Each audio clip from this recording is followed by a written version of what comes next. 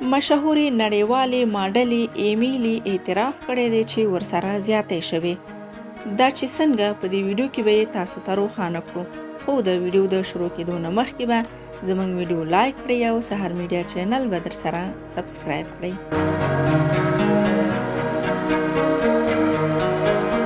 دا ماډله وایي چې کله د انځورونو د اخیستلو لپاره د خپل یو انځورګر سره غره ته تللې وه، خپل انځورګر یې ورباندې تیری کړی.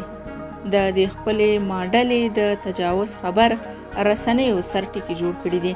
هغه وویل چې دا تیری ورباندې وړاندې شوی، خو د اوس د اعتراف جرأت وکړ. ایمیلی چې په اصل کې د پولنډ ده خو د امریکا د متحده ایالاتو تابعیت لري، وایي چې دوی د انځور اخیستلو لپاره یوه غره ته تللي وو. هلته یې په مختلفو جامو کې خپل انځورګر باندې انځورونه اخیستل، خو کله چې یې څو انځورونه واخیستل او دوی د نورو انځورونو لپاره لاندې کور ته ولاړل چې هلته هم یو څه ښکلي انځورونه واخلي، خو هلته یې د انځور اخیستلو په مهال انځورګر یو ناڅاپه انځور اخیستل پرېښودل او خپله کامره یې کېښوده او دې باندې یې جنسي تیری وکړ.